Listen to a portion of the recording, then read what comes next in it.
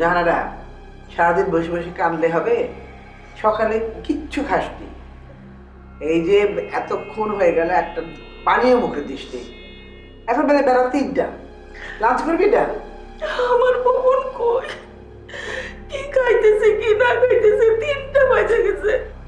আমার ছেলে সকালে কর্নফ্লেক্স দিয়ে দুধ খায়, 11:30টার সময় আমলকি খায়, 12টার সময় আমার বুবুর একটু বিস্কিট খায়, 1টার মধ্যে লাঞ্চ হয়ে যায়। এখন 3টা বেজে গেছে, আমার ছেলের এখন দুধ খাওয়ার সময়। দুধ খেয়ে আমার ছেলে এখন ঘুমাইতো মা। আমার ছেলেটা কি করতেছে কে জানে। আরে বাবা, ভুবন তো হারিয়ে যায়নি, ছেলেদেরাও ধরে নিয়ে যায়নি। ভুবনকে ওর বাবা নিয়ে গেছে ভালো করার জন্য। ভালোর জন্য? আমার ছেলের খারাপটা কি দেখলাম মা? আমার ছেলের বয়সী ছেলেরা এখন রাস্তায় দাঁড়ায় সিগারেট খায়, মেয়েদেরকে টিটকারি দেয়। আমার ছেলে সব করে, কিচ্ছু করে না। আমার ছেলে আমার কথা শুনে, কি লক্ষ্মী ছেলে, বাচ্চা একটা ছেলে। বাচ্চা বলছিস কেন? ভুবন তো বাচ্চা না, ওর এখন 26 বছর বয়স।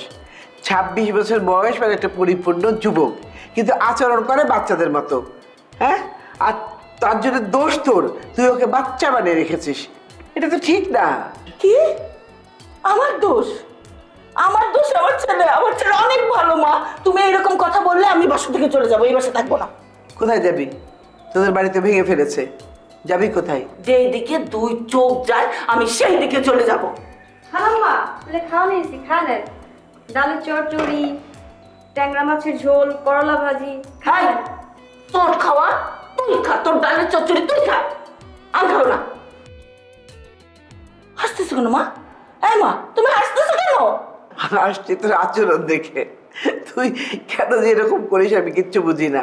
খা না, একটু মুখে দে, তোর পছন্দের খাবারই তো নিয়ে আসছে। পুরো বাংলাদেশে ভুবন আর ভুবনের মা হচ্ছে একজোড়া মা ছেলে। এরকম মা ছেলে পৃথিবী খুঁজে আর কোথাও পাওয়া যাবে না।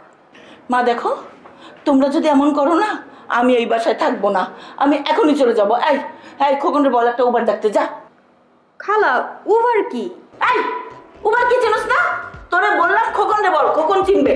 আমি থাকবো না এবার, একদম থাকবো না। আচ্ছা, ডালের চচ্চড়ি তুই খাবার নিয়ে টেবিলে ঢেকে রাখ, ও খিদে লাগলে আপনি খাবে, যাবে না, যা। আচ্ছা নানি। পাগলে ঠান্ডা করা যায় না, বোঝানো যায় না, কি যে বিপদে পড়লাম।